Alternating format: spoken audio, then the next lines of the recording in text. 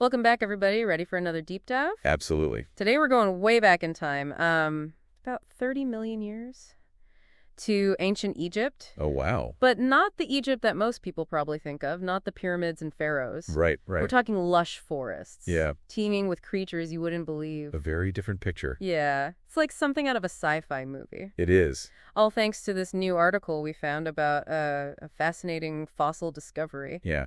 It details a near-complete skull found in the Fayum Depression. Fayum Depression. Now that name rings a bell. Right. It's like a gold mine for paleontologists. Yeah, I think I've heard of it before. I know it's in Egypt. Yeah, in Egypt. It's given us glimpses into millions of years of mammal evolution in Africa. Okay, so we have our location, we have the skull. Now tell me, why is the skull so special? Well, this skull belonged to a predator.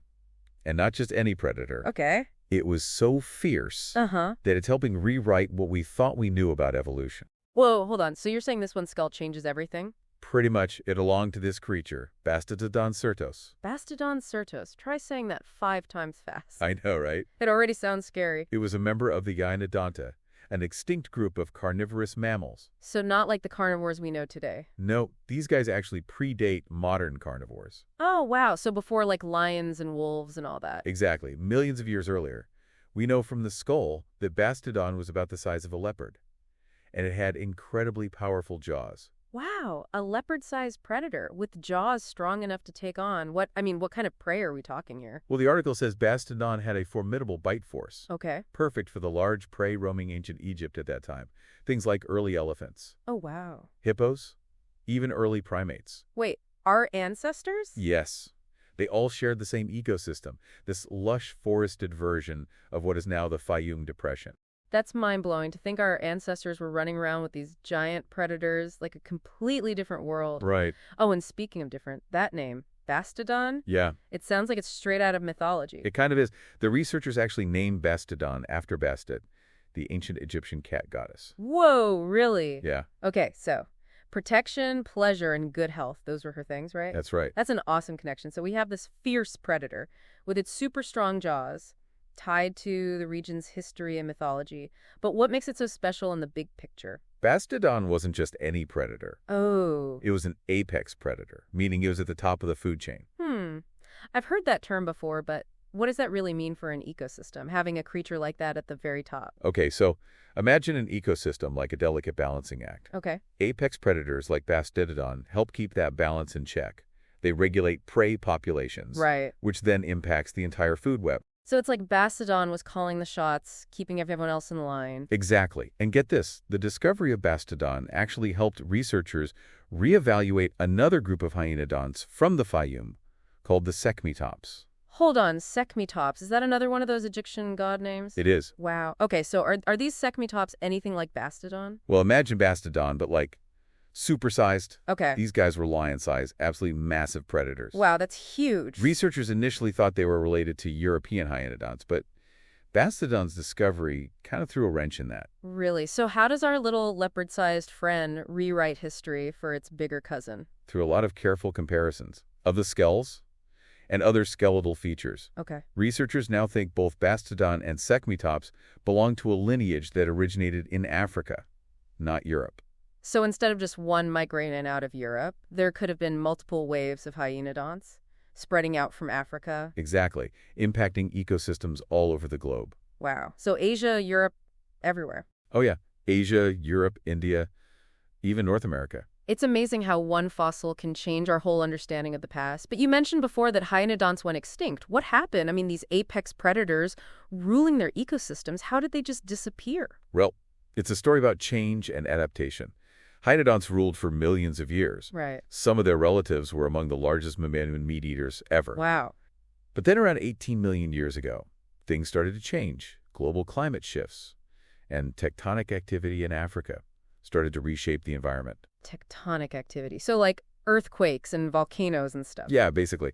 The movement of those massive plates, the earth plates. So these movements can shift continents, cause mountains to rise, even change ocean currents. Right. All of that affects the climate directly, leading to changes in temperature, rainfall, vegetation. For a predator like Bastetodon, these changes would mean less prey and fewer habitats they could survive in. It's that the whole world was changing around them. It was. And that's where the story gets interesting, because as the environment changed, the ancestors of modern carnivores started to emerge. Oh, so like the cats and dogs we see today. Yeah, and hyenas, they were more adaptable, better suited to the new landscapes and the new prey. The hyenodonts were outcompeted. So it was like a changing of the guard. Yes, the old dynasty giving way to the new.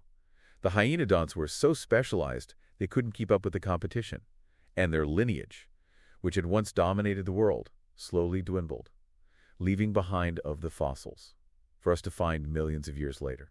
Wow. It's almost sad to think these creatures were around for millions of years, and then they just disappeared. It really shows you how important adaptation is in evolution.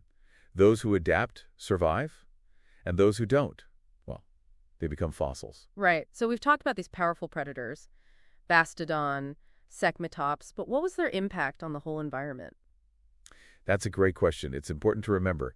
Apex predators don't exist in a vacuum. They affect everything around them, the whole ecosystem. Yeah, okay, I see what you mean. Like, for example, by keeping prey populations in check, Uh-huh. apex predators prevent overgrazing. Right, which can be bad for the plants. Exactly. And that affects everything, from the types of plants to the food and shelter for other animals. So Bastetodon, it's not just about this one predator. Nope. We're learning about a whole ancient ecosystem. Precisely. And it goes even further than that. Remember, Bastedon's discovery changed what we thought about hyenodont migration. Right, it wasn't just one region. Right. These creatures were spreading out across continents. The world was a lot more connected than we think. So for someone who's really into this stuff, ancient ecosystems, evolution, what's the big takeaway here? I think the biggest thing is how interconnected everything is. One fossil in the Fayum Depression can change how we view predator evolution on multiple continents. Right. It even challenges things we thought we knew. It shows that we're always learning. Scientific discovery never stops. And who knows what else is out there waiting to be discovered? Under the sand, in the Fayum.